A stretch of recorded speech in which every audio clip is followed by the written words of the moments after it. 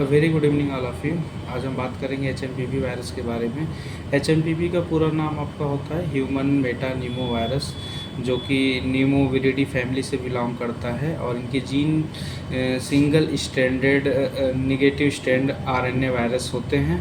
और अभी तक ये 7 केसेस इनके इंडिया में आइडेंटिफाई हुए हैं, जो कि आपके तमिलनाडु, बेंगलोर, अहमदाबाद और नागपुर में पाए गए हैं। बेसिकली चिल्ड्रेन में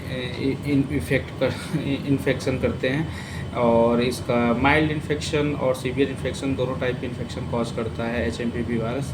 माइल्ड इन्फेक्शन में आपके common cold flu like symptoms होते हैं और आपका सीवियर इन्फेक्शन में अपर रिस्पिरेटरी ट्रैक इन्फेक्शन या लोअर रिस्पिरेटरी ट्रैक इन्फेक्शन हो सकता है। अपर रिस्पिरेटरी ट्रैक इन्फेक्शन में आपके ब्रोंकाइटिस या लोअर रिस्पिरेटरी ट्रैक इन्फेक्शन में आपके निमोनिया हो सकते हैं, निमोनिया कॉज करते हैं। और फिर बात करते हैं हम इनकी सिम्टम्स क्या क्या हैं। सिम्टम में आपके runny nose, sore throat, fever, cough, shortness of breathing, rashes, ये सब सिम्टम्स हैं। और ट्रांसमिशन में आपका स्नीजिंग एंड कफिंग के थ्रू आपका ये ट्रांसमिटेड होता है।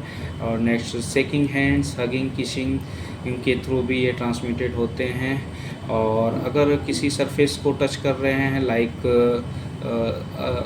टेलीफोन, कीबोर्ड्स, टॉयज़, फ़ोन, इनके थ्रू भी आपका ट्रांसमिटेड होने के चांस एचएमपीवी वायरस के हैं।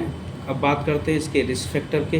रिस्क फैक्टर आपका स्पेशली 5 ईयर्स से जो कम के बच्चे हैं, प्री मैच्योर इन्फेंट्स जिनको बोलते हैं, उनमें होने के चांस, इनके रिस्क फैक्टर उनके होने के चांस ज़्यादा है एचएमपीवी वायरस के।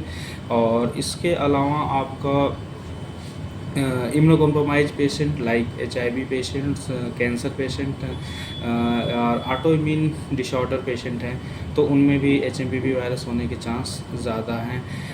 अगर 65 ईयर्स एबव हैं पेशेंट, तो उनमें भी होने के चांस ज़्यादा है एचएमपीवी वायरस के। और नेक्स्ट आपका अगर है सीओपीडी या अस्थमा के पेशेंट है, तो भी इनमें एचएमपीवी वायरस होने के चांस ज़्यादा होते हैं। इनके रिस्क फैक्टर थे। बात करते हैं लैब डायग्नोसिस की।